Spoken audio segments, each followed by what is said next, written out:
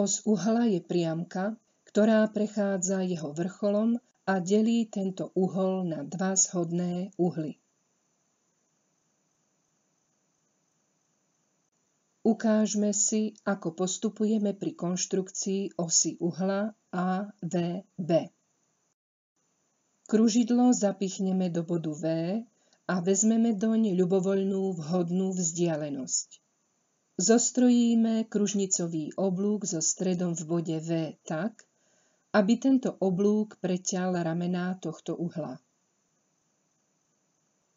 Priesečníky kružnicového oblúka a ramien uhla sú body ZQ.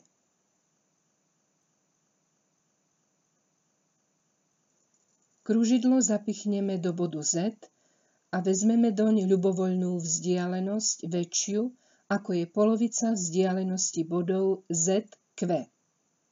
Zostrojíme kružnicový oblúk so stredom v bode Z.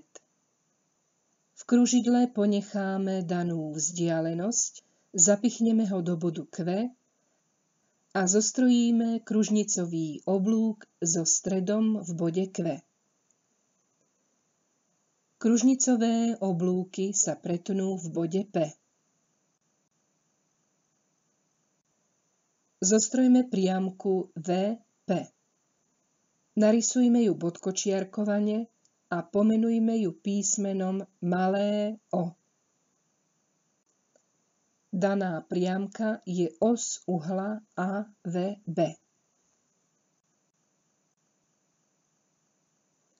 Ak by sme do kružidla vzali vzdialenosť, ktorá je menšia ako polovica vzdialenosti bodov ZQ, potom by sa dané kružnicové oblúky nepreťali.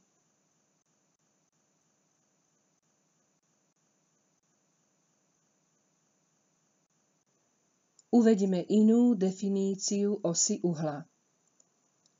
Je to množina všetkých bodov, ktoré majú od jeho ramien rovnakú vzdialenosť. Vysvetlíme si túto definíciu. Na osi uhla si zvoľme ľubovoľný bod x1. Z tohto bodu veďme kolmicu na rameno VB.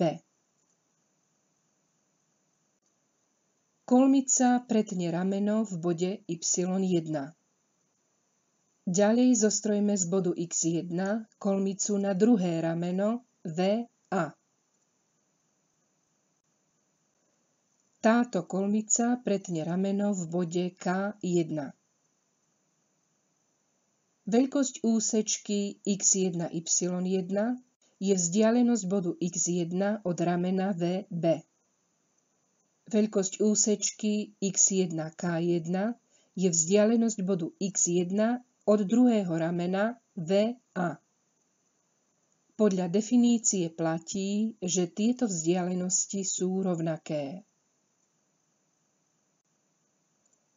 Ak si na osi zvolíme ľubovoľný iný bod, platí preň to isté.